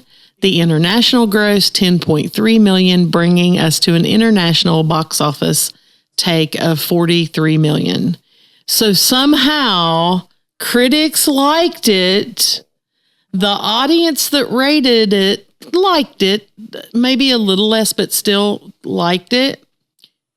But it only made $3 million more than its production cost. I don't get this. It's not a problem with the quality of the movie. And I mean, obviously, it's kind of a polarizing movie as we're discovering, but it's not a problem with the quality of the movie. It's a problem with the quality of the marketing. So Josiah has made multiple points about that. I think it's true. Mm-hmm. I do think that the studio might have had an okay point about this movie in pre-screenings. It's quite a depressing, cynical movie. It doesn't make there's not a lot to feel good about at the end of the movie, which coming from me, I mean, do I care that much? It's just such an existentially dreadful movie. I would see this and it was like, oh, it's so weird, but I don't necessarily want my friends and family to also experience the strange existential dread comes from it. So I don't know about the word of mouth. Yeah. It was rated R, and we had mentioned that before. They filmed in South Forest, Windsor Great Park near Surrey and Berkshire in England, and Holcombe Pines, which is a village or a civil parish in Norfolk County, England. So I could see that with those areas of England. I could see that in the landscape of the film. It was beautiful, honestly. Mm-hmm. Oh, I think it should have won some awards for visual effects. I think some of the visual effects were absolutely amazing. So it's not that they didn't put any effort into the movie, by far. Now, I have something to admit here. Since we've read the book, we've watched the movie, and I recently watched the movie. But when we first put this on, I thought this was the Amy Adams film, Arrival. I looked it up to see which one it was because it's it has some similarities. Oh, they feel similar, yeah. Yeah, and it's also based on a book. Yeah, and Leading I woman, thought modern sci-fi. that was it. And so when Natalie Portman was in the movie, I'm like, wait a minute, this is not what I thought it was. So the whole time I was listening to the book, I was visualizing Amy Adams as the role. So, yeah. So podcast trivia. What movie did Rebekah confuse with Fargo? Rebekah can't answer. I will not answer. That makes sense. Fargo. One of the ones we did recently. I remember. It was not recent. It was very early. Was it? And Blair you were a Witch little Project. upset with me because we covered it on the podcast. We covered it on the podcast. Shining. That it The was Shining. The Shining. Yeah. That Evan was and Charlotte didn't know that Fargo was a comedy. Like a week ago, we were talking about it. Oh, wow. It's a dark comedy, but it's... Well, Rebekah got the similar genres right, at least, Yeah. That's something. Well, I did connect it to aliens, female lead, Yeah. The similar strange thing- happenings. The funny thing about Fargo, I think of Fargo as one of the first brazen examples of the filmmakers just saying, this is a true story, and it's totally not. Yeah. It just says at the beginning of the film, this is based on true events. The names have been changed. Why? Do you have to say that? Names have been changed to protect the innocent. Dragnet. Yes. And the idea for that was because the happenings in the plot are so absurd, the writers wanted to make the audience believe that they really happened because life is stranger than fiction, and they could get away with some crazy stuff happening unrealistically. True. But also Arrival might have been my favorite movie that year. I think 2014. 16. That was an amazing. 2016? I just looked it up. Oh. Huh. I didn't remember it being. Oh, he's good at trivia like that, so he normally isn't wrong. That's true. I would just happen to look it up. It was funny. Wow. I'm not usually the one that's looking things up. I was about to say, because 2014, I loved Birdman, which won the Oscar. Yeah, 2016, Arrival might have been my favorite movie that year. Great movie. Hey, Rebekah, what kind of trivia you were coming up with, you and Mom? Oh, yeah. So I did find one thing. The book Annihilation is also mentioned in at least one peer-reviewed article. The one I found was in 2022 about how sci-fi can be used to communicate about topics like climate change to readers who prefer reading fiction and might not read nonfiction about them. So I honestly, I don't know that I would have ever picked up on that because I tend to read things for their face value. I'm not like a big, look at the themes, although I'm trying to get better at that. Well, in the book, though, it's unclear what caused it. So I could see VanderMeer may have wanted it to be less clear. The movie makes it very clear. There's an asteroid or something that hits the Earth and everything happens from there. Yeah, and in terms of the actual climate change topic, he has, so I have the 10th anniversary ones. Dad and Mom got them for me for Christmas. They're these really cool, if you haven't seen these in like Barnes and Noble, you need to, because I don't know if you can tell, but the shimmery part on the animals really cool. Beautiful. But there is a new foreword, or what do they call it? Introduction by Karen Joy Fowler. I don't know who that is, but this was written for the 10th anniversary edition. She mentions like the impact of the series, and she talks about how it was written by VanderMeer as a commentary on climate change or something. So they I think that they wanted to emphasize that more as they continued the series, or like as they did the 10th anniversary stuff. Yeah. It's the best guess. So. Well, in February of 2018, director Garland said in a Google Talks discussion, in this adaptation instance, it was like an adaptation of the atmosphere. In a CNET podcast, Garland posited that it was a memory of the book rather than book-referenced screenwriting. He was drawing the adaptation more from his experience of reading the novel than he was trying to create a faithful adaptation. That's so interesting. I don't know how much involvement VanderMeer had with it, but can you imagine being an author and somebody being like, I want to make a movie out of your stuff, and then you being expected to like sign on the dotted line when they tell you, I don't really care about what it was about, what you said it was about. I'm just going to do my best to remember what I felt reading it. Yeah, I got a feeling, and I want to create a movie about that feeling. I'm telling you. Strange choice. Yes, definitely. My theory is becoming more and more believable. Just saying. Just saying. There was some production drama, I think all along the same vein, that after a test screening produced less than great results, Hollywood Reporter stated that Skydance producer David Ellison was concerned that the film would be too intellectual, too complicated. Ellison wanted changes.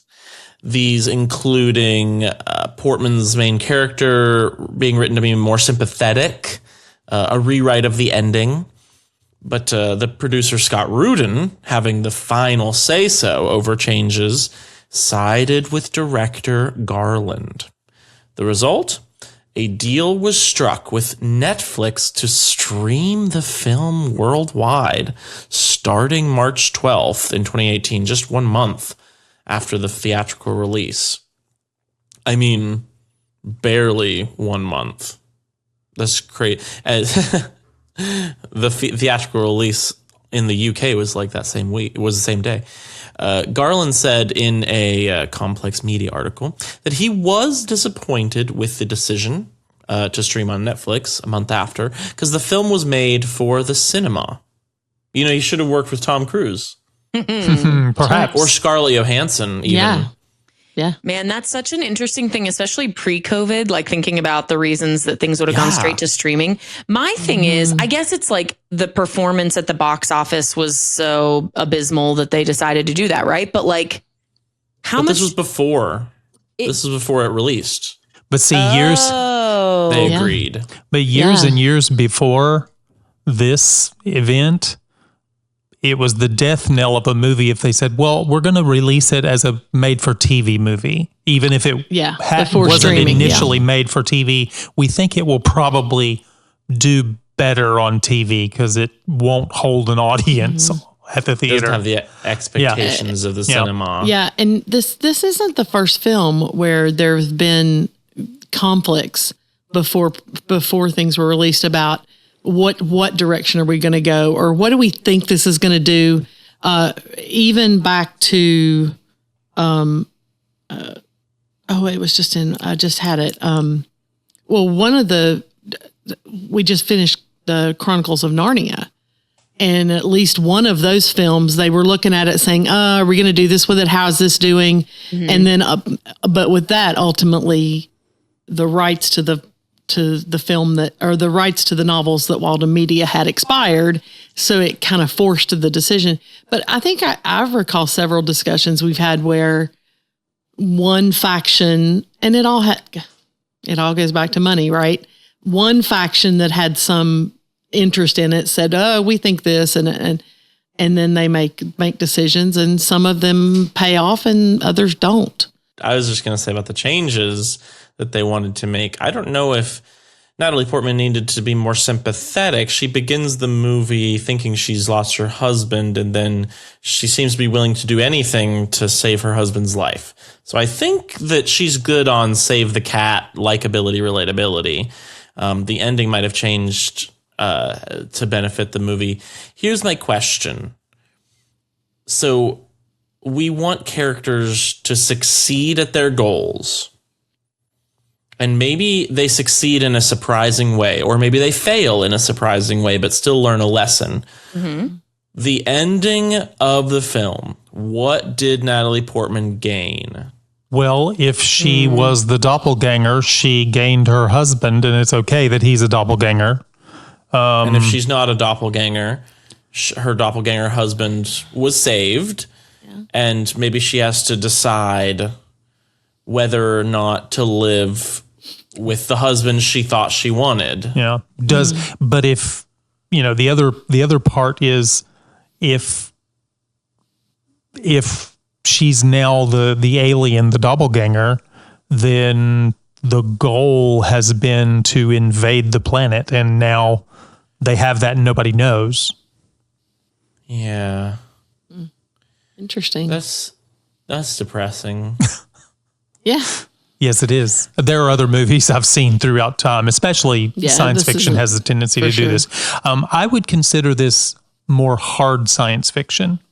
Some of the superhero movies we've watched, some of the spacey kind of movies, that's science fiction, but hard science fiction asks difficult questions and kind of leaves them up in the air. And the thing that for VanderMeer, the book, had to do with climate change for him, that would be common for hard science fiction, to ask big questions and then just kind of leave it wide open and let you decide.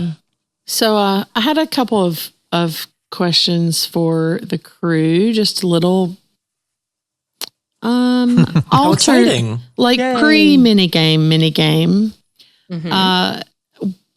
Part 1. Does anyone know the film that Oscar Isaac was filming at the same time he was on the set for Annihilation? He actually had the same trailer.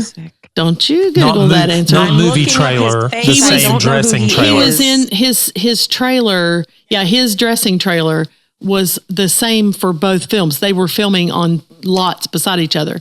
And sometimes he ended up shooting scenes for both works on the same day. So just looking at the date. Know about Oscar Isaac. He was in Annihilation and he was in Dune.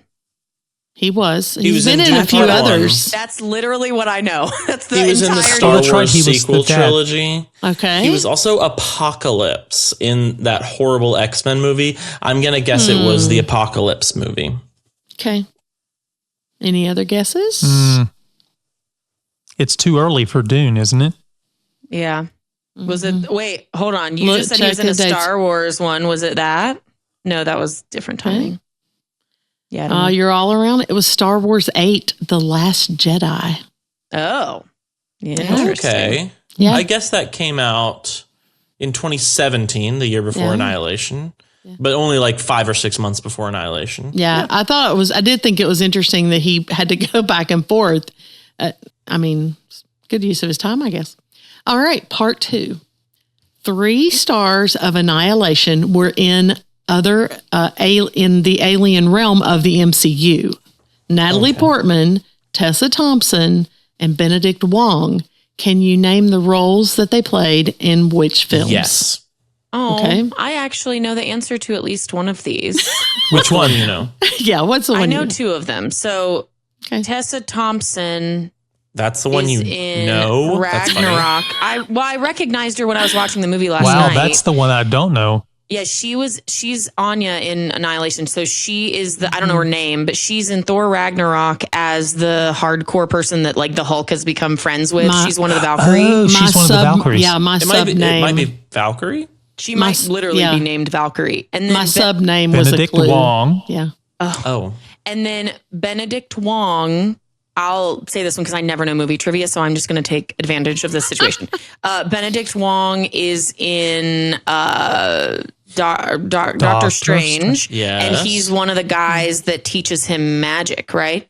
Mm-hmm. He's one of the other magician keepers people. Or whatever. He's Priests. in the like main organization. Yeah. Natalie Portman is in Thor 1, 2, and 4. 1, 2, and 5. He was in love with her or something. Yes, in the first 2. Yeah, and then she in becomes the 5th one, she becomes Thor. Not She-Thor. That's a different thing, I guess. Thor. Yeah, she's just Thor. Yeah. Other Thor. Excellent. That's fantastic. I'm so proud of you guys. Our first video recording and you get the questions. Yeah. I actually knew a movie thing. I saw Fantastic Four this weekend and I thought it was really on Thursday and I thought it was actually not bad. Like, I don't know if you've seen it. I really liked it. It made me want to go back and watch the Marvel movies again for the first time in a while. Ugh. Like most of the newer ones make me go, ugh. It's the best one they've made in a little while. It made me want to rewatch Incredibles. Oh, I know I keep wanting to call him Mr. Incredible, and I'm like, no, that's a different thing. So, we did have a couple of reader questions that I thought, or not reader, sorry, listener questions. Who they are readers, but we don't. You know, they read in that way, I guess. They can read. All right, so the first one is from Deborah, one of our incredibly loyal fans. I love her. I bet she's really pretty. I'm sure she is. What is something talented. You all did or said individually in your young years that as a family you now good-naturedly never let each other live down? For instance, Omaha. And she says, I know. For instance, when I was a kid, I thought feta cheese was cheddar cheese and honeysuckle was honeysuckers. My mom once got mad at my brothers when we were traveling because they forgot to bring socks. And she went running into the room hissing, "You forgot your socks." So those are adorable. Mine is definitely Omaha. Like, I thought that Omaha was a state. In my defense, because of Omaha State Neutral. Why would you say Omaha State if Omaha's not a state? I just didn't understand how that worked. So that's mine. Yeah. Well, both of you were allowed to say biscotti for a lot longer than you should have, because we in Scundy school. Because we were very picky with you in language. We wanted to make sure that you spoke correctly very early, and so there were a few things that we said, let's let that one go. Because it was cute. Yeah. Well, a proud Yeah, but mom. what about you? Me specifically. Yeah. What do we make fun of you for? Breaking everything? Leaving my 5-year-old son at the gas station. He wasn't 5 yet. He was 4.5. 4.5. Okay. We've done the It's math. burned into the memory. Yeah. I'm sorry. You guys never let me forget. So mine would be this. I mean, I don't know. I guess you pick on me for things here and there or whatever. But what first came to my mind was my dad, as long as even way into adulthood, my dad had a couple of nicknames for me. And one was Jabberwocky, because I might like to talk a little bit. Oh. And because my brother and mother were hermits, they hardly ever talked. So somebody had to fill space, right? He called me Jabberwocky and Puddles. And I didn't know until I was an adult why he called me Puddles. And he said it was because when I was a little kid and I was out playing, this is before I was in school, so just don't judge me. But okay. if I had to get pee, I'd just stand in the yard and just pee. And he actually called me, and I never knew it until I was an adult. I never knew why he called me that, and I didn't remember that because I was a little toddler. Okay, baby listeners, if it makes it any better, she did live in West Virginia. Oh, which I feel like is a sort of thing you might my expect nickname West was Virginians Hatfield. to do. We were all unhinged. Just I don't know what else to say about it. If we have any listeners in West Virginia, that's not an indictment on people from West Virginia. Or it's just an indictment on us. Yeah. All the three of us were born in West Virginia. I really don't want this cut from the video, even though it makes me seem like a complete insane lunatic. But Yeah. my dad, that you did that when you were 4. Yeah, you're an insane lunatic. But I will say, I'm not embarrassed by it. I can't change it.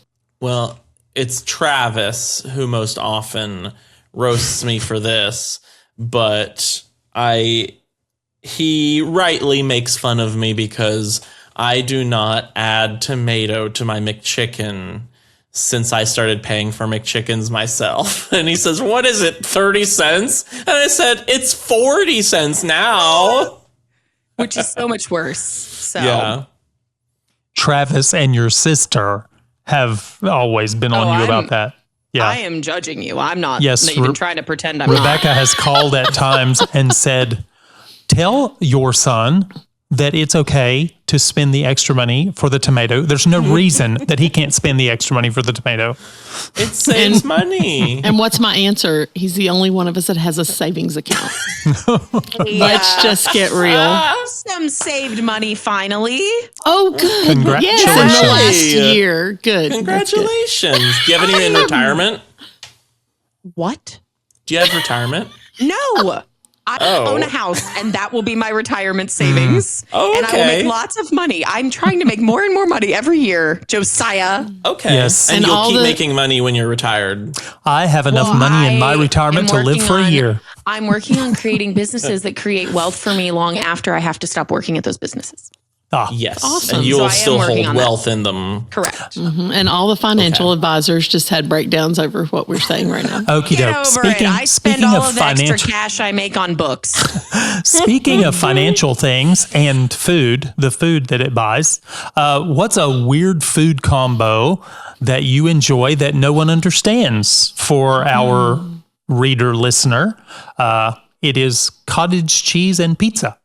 And this was a question from Chris. That's Chris. Username The Untapped. Yes. I think I'm trying to remember what his thing is on Instagram. choice. But he does have a Bookstagram account that I'm happy to link to in the Awesome. in the little episode description. Yeah. Weird his food his combo. food combo is the cottage cheese and pizza. Yes, Yeah, his his is. is that. Chris's, yeah. Okay, I think that we all have the exact same one. So I'm going to count to 3. And then after 3, when we would normally clap, we should say it together to see if it is the same thing. And I still don't know what mine is.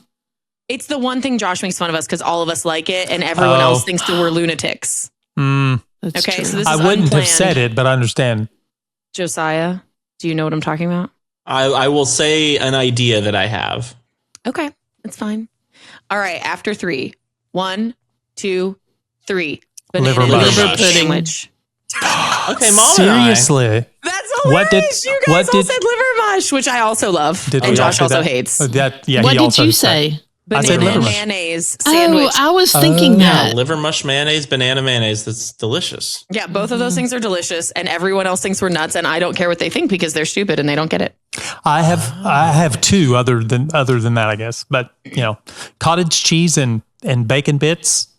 But for me, I like that. That actually does kind of. I feel like that sounds good. Yeah, and I don't then know. We're all together. and then I do something that my grandfather did with eggs and grits. I take an over medium egg and bacon or sausage and chop it up in grits and eat it all together. My wife thinks it looks like what slop. are you doing? Oh, she doesn't like it. I was like, what did she cover in her mouth for? Wait, like an over medium egg and grits? I had that for breakfast yesterday. It's delicious. With the meat, all mixed sausage together or, like all a mixed. soup on a plate. Oh my in a gosh. bowl. When you describe it like that, it's so much worse. I don't- also add a slice of Swiss cheese and some bacon Yes, bits. often cheese. Cheese. I've seen his grandfather, his mother's dad. I saw his grandfather eat it with he put jelly in it, and everything was on the table. He just threw on the plate, and I was like, I'm gonna have a nervous really was breakdown like right now. I don't remember seeing the jelly, but that's okay. Okay. Last one. And this person also has a Bookstagram account I'm happy to link to in the episode. Yeah, this is another one that like one of our former guest hosts, Nathan, I kind of think of as kind of another grandson. So yeah. This is not who asked the question though. Seth? Seth asked the question, not Nathan. That's who I'm talking about. I said, but Another like one Nathan. like. Oh, Seth's, so sorry. yeah. I thought you were saying you thought Seth and Nathan were the same person. No, I was no, like, I know Mom. they're different. Sorry. I'm sure they would both be complimented by that. I hope so. Or at least Nathan. That's probably true. I mean that both of them will be complimented is true. Yes. So our reader question, last one is, have you guys done a recording on the worst movie you've ever seen yet? Let me start. Probably the worst movie I've ever seen is an animated film, and there's no book made after it. And I'm so thankful because Jesus help us. Dougal. That was marketed to be this weird Animated take Lord of the on Rings. Lord of the Rings adventure thing, and it was so horrific. And I would say an honorable mention would We have to be. watch it again, though. We do not have to watch it again. No, we don't. I would say an honorable mention would be the first Avatar. So, And that's not based on a book. So unfortunately, we haven't covered that, I guess. boo-doo. I think that it's funny that you guys have all seen Dougal and I haven't because you watched it after I had gone off to college. The three of you have seen. I don't know anything about Dougal. Don't. I am trying to think of what is the worst movie I've ever seen. I would say The Fog, by the one with Tom, what's his face, was really bad. Like it was on our first date that we went to see that. But I don't think it's based on a book. It might be The Fog. Anyway, but I will say we recently covered Artemis Fowl, and that definitely was up there for the worst garbage movie I've ever seen. So we did cover that. Hard. Yeah, it was hard. You have an honorable mention too. Gone Girl. That wasn't a bad movie. I really liked the book. movie. It was the book that just was made so me distressing. feel gross. Gotcha.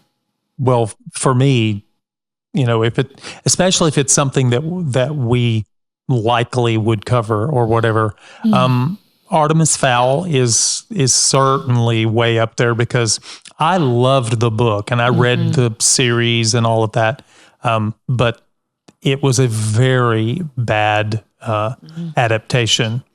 I've seen worse movies than Artemis Fowl. Things that you leave the theater and you're like, what was that? I don't know. So they're not always based on books, but yeah, that's probably where I am. Last Airbender, Mom, I assume when you say the first Avatar film, you meant The Last Airbender? No, I meant the blue James Avatar. Cameron. Yeah. What? Well, Avatar The Last Airbender is probably... Okay, I can't. Go ahead. Whatever. Go ahead. It's very silly. And The Last Airbender is probably the most offensively bad movie of all time for me, just because the source material, which is not a book, but it is adapted from source material, is one of the most enduring TV shows of all time, especially in like animated children's shows. Probably the best ever, Avatar: The Last Airbender, but it's not a book. One of the Artemis Fowl's definitely up there. I think the Hobbit trilogy has got to be one of the worst ever book to movie adaptations, and we have covered that. Yeah, that's true. And an honorable mention for you would be the 2001. They kind of said it was a movie, Planet of the Apes, with Mark Wahlberg. Oh gosh, is that even a movie? That was You said it was not. So yeah. I guess maybe that's why it wasn't in your memory, because you didn't consider. Yeah, baby listener, if I will say, Planet of the Apes, for that reason, is one of our most engaging episodes, because poor Josiah just comes unhinged every time we mention that kind of adaptation-y something. he refused Different- to call it a movie, which was the funniest part. Gotcha. All right. Well, we should probably go over final verdicts. It has been the longest episode in history. I hope you're having fun. So I say that all to say, let's keep our verdicts short. But I believe in you. I'll be very short. I was okay with the book.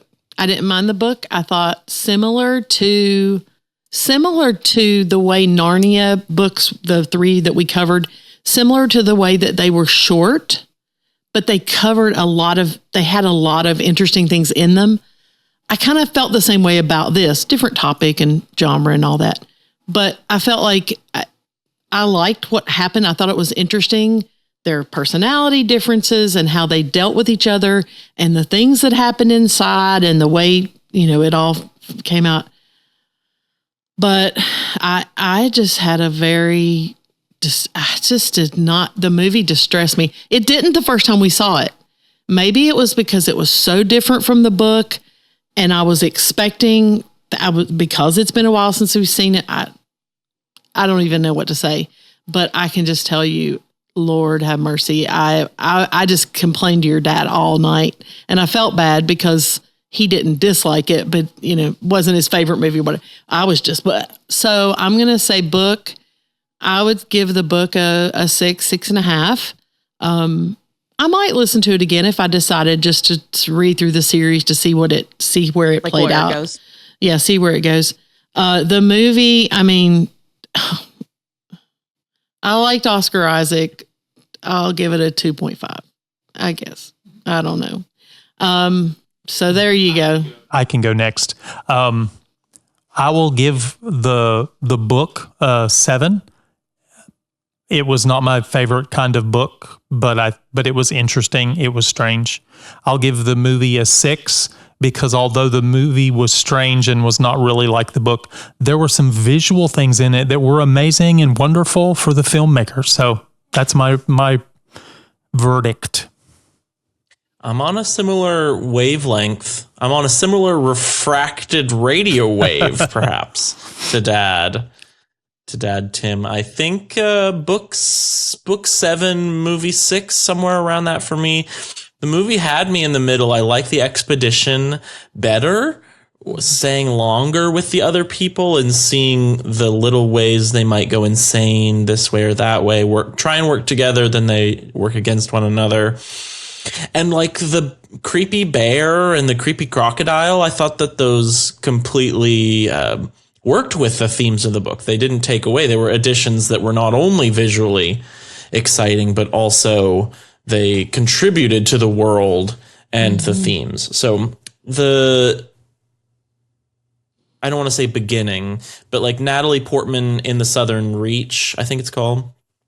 Before the expedition, it's kind of weird to me. It feels small. It feels unimportant. It feels sudden. And then the ending is a little cynical.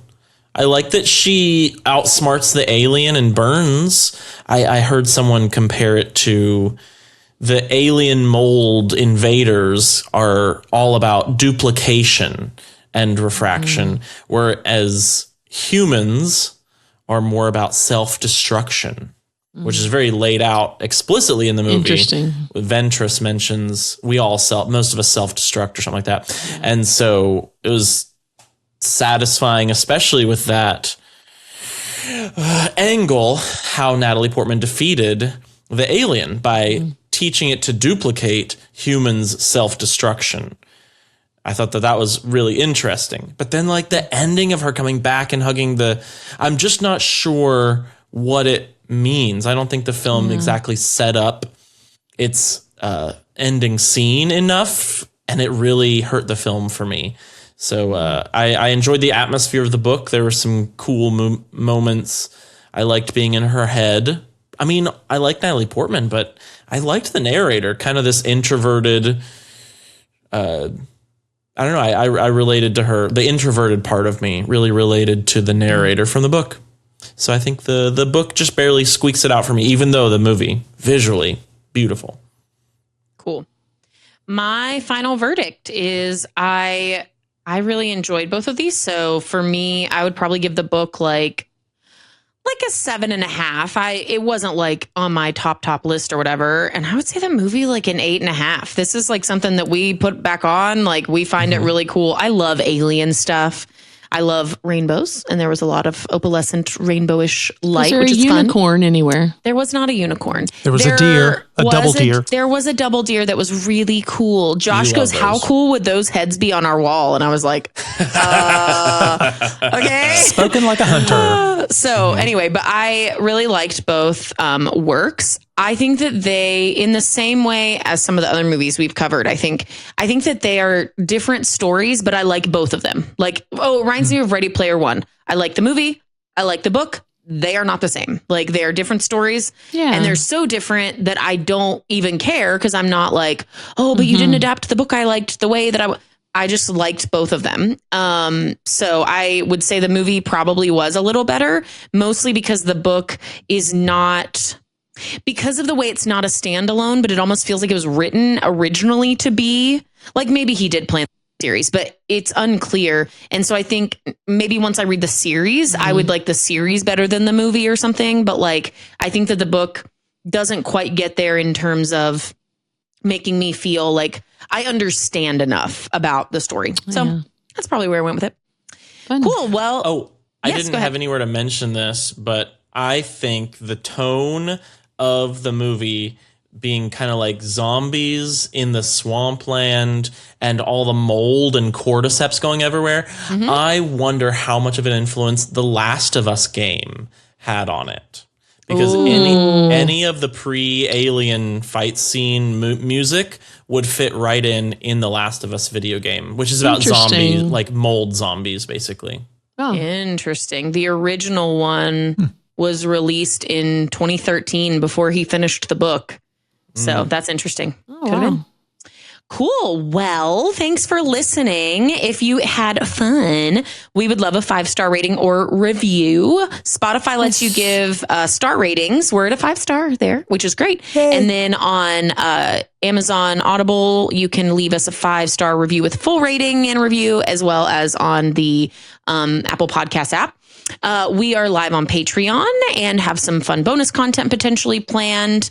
You can join that as a free tier in order just to get email updates on when we release new episodes. You can also join a paid tier for some additional bonuses. We've got some merch that we've been designing. So honestly, by the time this releases, we may have already been able to start getting those in production. So you can also find us on social media at Book is Better Pod. You can go to our website, bookisbetterpod.com, and see a list of all of our previous episodes, as well as player links and embedded players for every single one. That's how I listen. Yeah. And if you want to send us feedback, ask us questions, etc., we have a Discord. You do not have to be a Patreon subscriber to be in the Discord. There is a link to it in the episode description. And I would love to see you there. That's how we got our user questions. Oh, yes. We've got some book talk stuff going on. You can find me at Becca's Book Nook. There's underscores between the words. And then I think it's at T. author Josiah Haynes. at T. Josiah Haynes. Josiah releases a lot of really cool author content for helping you write books gooder. Yeah. Just getting you gooder. So I hope you had fun. And until next time, stay weird, baby listener. Yeah. Thanks. Bye. Welcome to Bye. season 3.